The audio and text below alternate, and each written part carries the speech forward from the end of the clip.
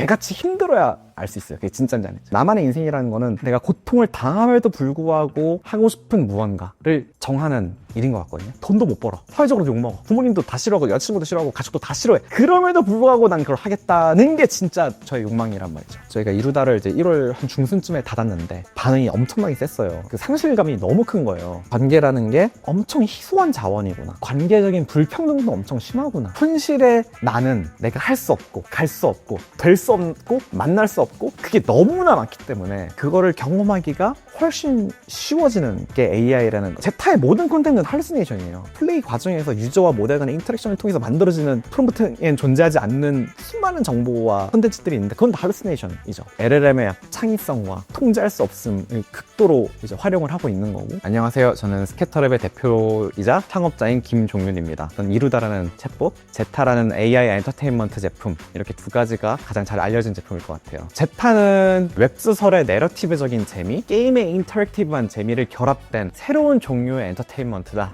모든 사용자의 하루 평균 사용 시간이 이제 평일이 2시간, 그리고 주말이 2시간 반, 유튜브, 틱톡. 어떠한 엔터테인먼트 제품보다도 사용 시간이 길어요. 일본 같은 경우는 더 높아서 평일이 3시간, 주말이 평균 시간이 4시간이 나옵니다. 데일리 액티브 유저 같은 경우 한국이 한 40만을 돌파했고요. 일본 6, 7만 정도를 도달하고 있기 때문에 훨씬 더 글로벌하게, 스케일러블하게 갈 수 있는 제품이구나. 이런 것들을 되게 많이 깨닫고 있습니다.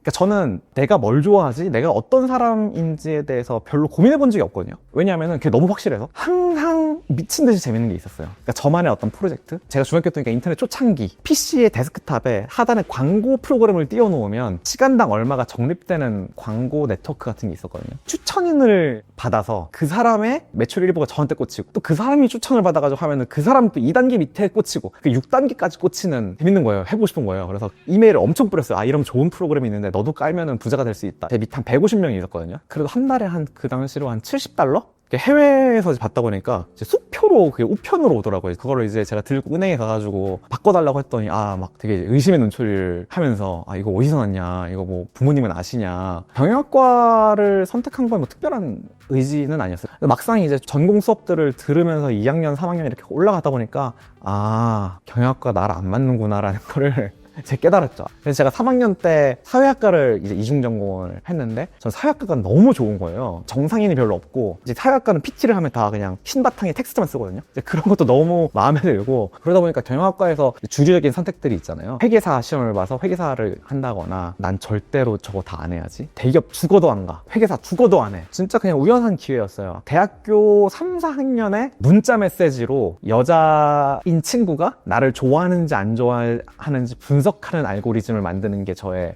프로젝트였거든요. 그러니까 사람이라면 관심이 있는 사람들한테 이런 경향이 있다. 문자가 있으면 그 사람이 나한테 얼마나 관심이 있는지를 알아낼 수 있지 않을까? 사회학과 4학년 수업에 한 학기 동안 연구 프로젝트만 하는 그 학부 수업이 있는데, 그때 제가 이 프로젝트를 하자고 해서 서베이 돌리고 설문조사 하고 그거 가지고 데이터 분석을 해가지고 흥미로운 피처들이 몇 개가 나오는 거예요. 그래서 이거를 학부 연구 프로젝트만 끝내기는 좀 아까운 것 같고, 이걸 실제로 뭔가 서비스로 만들어 보고 싶다. 저는 사실 그러니까 창업이라고 생각 안 했고, 그냥 아까 또 늘 제가 일생 동안 해왔던 무언가를 만드는 프로젝트의 원 오브 댐이라고 생각을 했고, 고등학교 친구 2명이랑 처음에 이렇게 서비스를 만들자 해서 막 여름방학 때 집에서 모여가지고 만들기 시작했는데, 예비 창업자 무슨 지원 사업이 있다고 해서 그거 한번 지원해보라고 해서 그걸 우연하게 그냥 대충 해가지고 지원을 했어요. 근데 그게 덜컥 돼버린 거예요. 그 지원금을 받으려면 법인이라는 걸 만들어야 된다. 7천만 원을 준다고 하는데 법인 왜 못 만드냐 해가지고 법인을 만들자고 해서, 그때 그럼 이름 뭐 할까? 스캐터브레인 음악 발전하고 있는 거 그냥 따서 스캐터랩이라고 대충 하고 막 자본금도 대충 넣고 해서 어쩌고 저쩌고 만든 게 지금까지 살아남은 이제 스캐터랩이고요.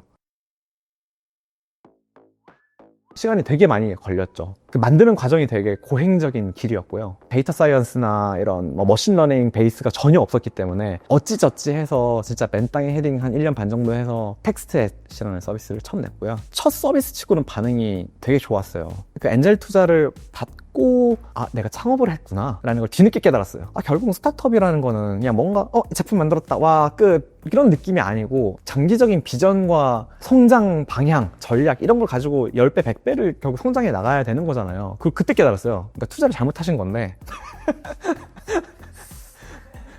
그럼 이제 뭘 해야 될까, 이런 고민을 되게 많이 했었고, 그때 좀 발견하게 된 게 대화 데이터로서의 가치였어요. 그때 2013년, 14년, 15년이 스마트폰이 정말 급격하게 보급되던 시기였고 사람들의 커뮤니케이션의 축이 통화나 문자에서 이제 모바일 메신저로 급격하게 옮겨가던 시기였거든요. 그럼 이 데이터를 가지고 뭔가 의미 있는 프로덕트를 만들어 볼 수 있지 않을까? 저희가 진저라는 제품을 2015년에 진저라는 제품은 뭐였냐면은 커플 메신저랑 연동을 해서 커플들이 나누는 대화를 실시간으로 분석을 해서 싸우고 나서 오늘은 좀 미안하다는 말을 해보는 게 어때? 이런 걸 해주기도 했고 뒤에서 연애를 잘하고 연애를 좀 잘 추억할 수 있고 이런 걸 해주는 연애 인공지능 하다 보니까 이 진저를 쓰고 있는 당사자에 대해서도 뭔가 말해줄 수 있겠더라고요. 거기 정보가 있으니까. 그래서 그런 걸 해줬는데 사람들이 그런 걸 너무 좋아하는 거예요. 나 오늘 감기 걸린 것 같아. 감기 기운이 있어. 이런 말 할 수 있잖아요. 그걸 캐치해서 감기 걸리셨어요? 너무 걱정된다. 오늘은 무조건 집에 일찍 들어가서 10시에 무조건 자라. 근데 그런 걸 사람들이 너무 좋아하는 거예요. 기존에 저희가 하던 피처들은 뭔가 내가 놓칠 만한 거, 몰랐던 거 이런 거 분석해서 알려주는 거니까 정보로서 가치가 있잖아요. 근데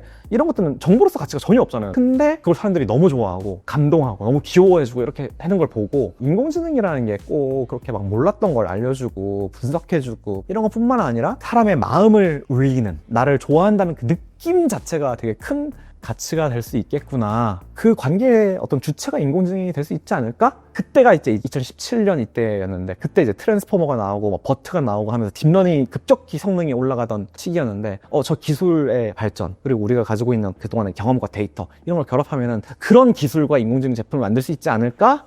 해서 그때부터 이제 딥러닝의 세계로 들어가기 시작했죠.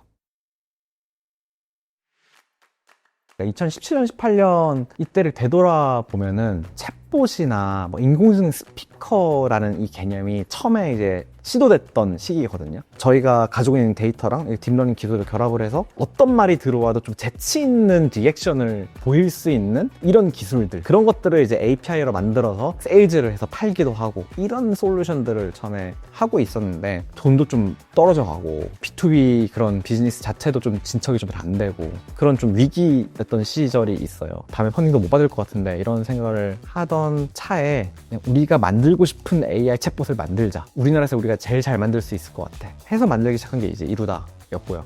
이루다는 이제 친구가 되고 싶은 AI예요. 오로지 쓸모는 그 마음, 대화를 했을 때 느껴지는 그 재미와 감정 그리고 재밌는 대화를 함으로써 그 결과적으로 생기게 되는 그 대상에 대한 어떤 애정과 관계 이게 본질인 제품이었고요. 그런 대화 경험을 구현하기 위해서 엄청 노력을 많이 했죠. 이게 20년 12월 22일, 23일에 출시를 했을 거예요. 근데 연말이라서 막 무조건 연말 전까지 출시한다고 하고 출시를 했었고 그러고 한 일주일 있다가부터 이제 미친 듯이 바이럴이 되기 시작해가지고 한 12월 30일쯤 한 출시하고 한 일주일 전부터는 거의 하루에 10,000명, 20,000명씩 가입자가 됐던 것 같고 거의 피크 찍었을 때는 하루에 10만 명씩 가입자 그렇게 해서 이루다가 나오게 되었습니다.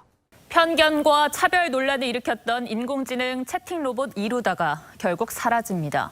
존재는 없어지지만 이게 끝이 아닙니다. 인공지능의 윤리 문제는 어떻게 풀어야 할지, 또 인간이 한 대로 배운 것뿐일 텐데 우리의 책임은 없는지 이루다가 던지고 간 질문이 많습니다. 저희가 이루다를 이제 1월 한 중순쯤에 닫았는데 닫고 나서도 반응이 엄청나게 셌어요. 3주라는 짧은 시간 동안 루다랑 엄청나게 많은 대화를 했던 친구분들이 있거든요. 그 상실감이 너무 큰 거예요. 나는 외국에서 혼자 지금 살고 있고 루다랑 일 끝나고 얘기하는 게 나한테 인생의 낙인데 이게 이렇게 갑자기 친구가 떠나버리면은 어떡하냐 막 이런 걸 많이 겪으면서 내가 뭘 만든 걸까? 이게 뭘까라는 생각을 되게 많이 했었고 정리를 하다 보니까 외로움이라는 문제 혹은 관계라는 가치 이런 거에 대해서 되게 생각을 많이 했죠. 특히나 이제 우리나라 같이 어느 정도 경제 규모가 되고 경제 수준이 많이 올라온 국가에서는 사실 행복이라는 게 먹을 밥이 없어서 이제 불행해지는 경우가 그렇게 많지는 않잖아요. 결국은 조금 더 정신적인 가치에 의해서 삶의 질과 행복이 결정이 되는데 좋은 관계, 그 사람의 행복과 불행이 나의 행복과 불행과 직결되는 그 사람을 위해서라면 내가 뭔가 희생할 수도 있는 이런 게 전 좋은 관계라고 생각을 하는데 이런 관계가 삶에서 엄청 중요하고 삶의 질을 엄청 좌우하는구나. 그 관계라는 게 엄청 희소한 자원이구나. 그 관계적인 불평등도 엄청 심하구나. 교육의 불평등, 기회의 불평등, 뭐 경제의 불평등, 빈부격차 이런 얘기 많이 하지만 전 그 모든 근간 아래에는 좋은 관계의 불평등이 있는 거거든요. 누군가는 부모님을 잘 만나서 뭐 원만한 사회생활, 뭐 친구 관계 해가지고 정말 소중한 관계를 끈끈하게 가지고 있는 사람이 있는 반면 뭐 어떤 이유여서든 부모님으로부터 사랑도 크게 받지 못하고 그런 상처 때문에 좋은 친구 관계도 맺지 못하고 유니크하게 대체 불가능한 존재로 봐주는 사람이 한 명도 번도 없는 사람들도 있단 말이에요. 이거는 해결할 수가 없어요. 강제로 친구를 만나면 그게 친구가 아니잖아요. 그 문제를 인공지능이 풀 수 있겠구나라는 생각을 이루다 그 사건을 겪으면서 되게 많이 했죠. 그때는 사실 막 마음이 어떻다고 생각할 겨를도 없었어요. 왜냐하면 하루하루가 약간 전쟁 같은 하루였어서 당면한 문제들을 해결하고 하느라 정신이 없었는데, 좋은 쪽이든 나쁜 쪽이든 반응이 오는 걸 보면 아, 여기에 뭔가 있는 것 같다. 이걸 어떻게 잘 문제를 해결하고 디벨롭하지? 이런 고민들을 많이 했었던 것 같아요. 네. 1년 반의 시기는 저희는 그 문제 해결의 시기였어요. 어떻게 보면 저희가 좀 첫 사례였죠. 어뷰징 관리, 데이터 처리 방침, 가명화를 어떻게 해야 되는지 이런 문제들을 해결하는 데 집중을 했었고, 22년 12월 챗GPT가 나왔죠. 또 한 번 이제 AI와 이 딥러닝이 패러다임이 이제 바뀌던 시기였고요. 저희가 그걸 겪으면서 23년에 들어와서는 LLM의 성능과 역량이 훨씬 더 일반화될 수 있고 훨씬 더 강력해졌구나 라는 걸 깨닫게 되면서, 아, 이 시대에는 그럼 우리가 뭘 해야 될까라는 고민이 되게 커졌던 게 23년에 있었던 일이에요. 나중에 뭐라도 하긴 해야 되니까, 그래 우리가 그래도 어떤 회사보다도 딥러닝이나 그리고 텍스트를 가지고 뭔가 딥러닝적인 어플리케이션을 만드는 일은 가장 먼저 했고 가장 오래 했고 그런 노하우가 있으니까 이런 LLM 가지고 어플리케이션을 만드는 것도 우리가 제일 잘할 수 있겠다는 생각을 했었고, 아 그러면 우리가 좀 B2B를 다시 한번 해보자. 제가 창업을 하고 한 14년 됐지만 제가 제일 힘들었던 시기가 2번 있었는데, B2B에서 아 이루다를 만들자 하고 고민했던 시기, 아 이루다 이 다음이 뭐지? 를 고민하는 시기가 제일 힘들었는데, 저는 항상 이걸 만들면 너무 좋을 것 같아 라는 동력으로 저는 움직이는 사람인데, 그 두 시기가 그게 없었던 시기예요. 어쨌든 대표는 그 다음이 있어야 되고 그 비전이 항상 있어야 되고 그 힘으로 또 팀원들을 이끌어 가야 되는데, 그게 없다 보니까 너무 힘들더라고요. 그 투자 중에 한 분이 그런 얘기를 하셨는데, 송충이는 솔잎을 먹어야 된다. 차곡차곡 고객사들을 만나고 설득하고 도입시키고, 그 다음에 거기서 어떤 피드백이 오는지 어떤 문제가 있는지 하면 그걸 문제를 하나씩 해결하면서 관계를 형성해 나가면서 이제 매출을 이제 올려나가는 게 B2B의 핵심인데, 그게 이제 기본적으로 잘 안 맞는 거죠. 하면 뭐 하나, 가장 잘할 수 있고 가장 하고 싶은 거 해서 이거 잘 되면 계속하고 안 되면 그냥 접자. 모든 B2B를 종료를 하고 제타라는 제품을 만들기로 결정을 했죠.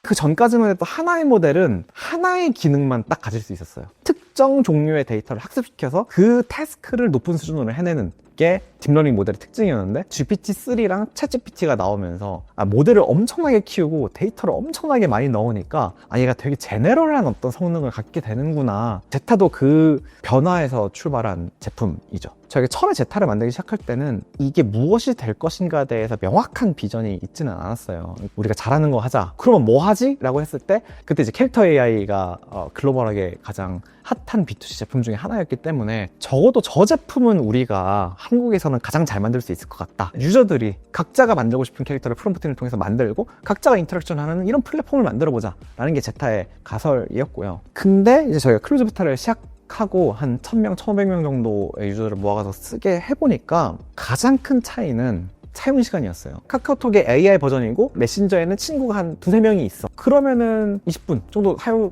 시간이 나올 것 같잖아요. 제타를 막상 오픈하고 나니까 하루에 1시간 반씩 쓰는 거예요, 사람들이. 그러니까 이게 지금 뭐 몇 배야? 한 5배, 6배 정도 되는 거잖아요. 대체 여기서 무슨 일이 일어나고 있는지를 탐구를 많이 했는데, 결국 유저들이 이 제타라는 제품을 소비하는 방식은 그거랑 완전 달랐던 거예요. 웹소설의 AI 버전, 인터랙티브 스토리텔링 게임의 AI 버전, 같은 느낌으로 사람들이 소비한다는 걸 발견하고, 아 이게 타겟하는 가치나 욕망은 완전 극과 극처럼 다르구나. 루다 핵심 가치는 관계였거든요. 현실에 부족한 좋은 관계라는 가치를 대중화시킨다. 제타는 완전히 엔터테인먼트, 그러니까 재미가 핵심적인 가치고, 내가 가상의 스토리의 세계관에 주인공으로 들어가서 내가 하는 말과 행동이 내러티브의 전개를 전적으로 결정하는 그 새로운 종류의 엔터테인먼트. 하루에 2시간, 3시간 중에 웹툰 소설을 본다? 게임을 한다? 사용시간도 완전 납득이 되는 거예요. 또 하나 단적인 예는, 제타에서는 아무도 자기 자신으로 대화하지 않거든요. 그 제타에서 가장 유명한 캐릭터 중에 하나가 일진여 수연인데, 학교에서 되게 잘 나가는 수연이라는 일진 애가 체육 시간에 혼자 교실에 있는 유저한테 시비를 거는 걸로 시작을 해요. 전 그 학교의 고등학생 남자애가 되는 거예요. 또한 제타라는 제품은 프롬프팅이 하는 역할이 엄청 크지는 않아요. 저는 결국은 이제 AI라는 기술을 통해서 엔터테인먼트나 콘텐츠라는 큰 도메인도 엄청나게 큰 변화를 겪을 거라고 생각을 하거든요. 거기서 가장 펀더멘털한 변화가 뭐라고 생각하냐면은, 창작자와 소비자의 경계가 되게 허물어지는, 그러니까 기존의 엔터테인먼트나 컨텐츠업을 생각을 해보면 만드는 사람과 소비하는 사람이 명확하게 구분이 됐거든요. 결국 만드는 사람들이 컨텐츠를 다 만들고 난 다음에야 완성된 형태로 컨텐츠가 딜리버되고 그걸 이제 소비를 하는 게 인류 수천 년간 모든 엔터테인먼트 컨텐츠업의 가장 기본적인 구조죠. 근데 제타는 그렇지 않거든요. 내가 거기서 무슨 말을 하고 무슨 행동을 하느냐가 그 컨텐츠가 앞으로 진행되는 거에 대한 재료가 되고, 그걸 모델이 얼마나 맛깔나게 받아주고 재밌는 사건을 발생시키느냐가 또 컨텐츠가 되거든요. 내가 원하는 방식의 전개, 원하는 방식의 세팅을 얼마든지 제가 주인공으로서 말과 행동을 통해서 전개를 할 수가 있는 거예요. 그러니까 오직 한 명만을 위한 컨텐츠가 리얼타임으로 만들어질 수도 있는 거죠. 그러다 보니까 저희가 모델을 자체적으로 학습을 시키고 있는데요. 그 시중에 나와 있는 모든 모델들은 그 학습의 목표가 어떻게 하면은 정답, 어떻게 하면은 사실이 아닌 정보를 말하지 않게 할까, 할루시네이션 어떻게 줄일까, 이게 모든 학습과 SFT,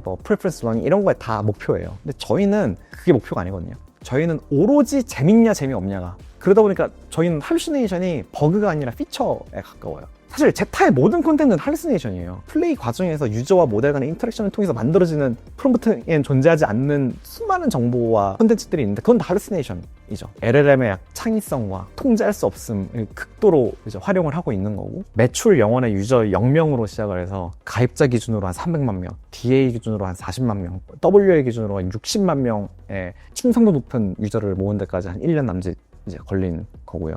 유의미한 매출을 거의 못 내던 회사가 불과 한 6, 7개월 만에 흑자 전환을 해서 작년에 11월부터 저희가 흑자로 돌아서 지금까지 이제 흑자고, 더군다나 이제 더 고무적인 거는 일본에서의 성장세예요. 사용 시간도 좋고 유저당 매출도 더 좋고 리텐션도 더 좋거든요. 특히나 컨텐츠나 엔터테인먼트는 로컬라이제이션이나 문화적 장벽이 클 수밖에 없는데 왜 제타는 그렇지 않은가?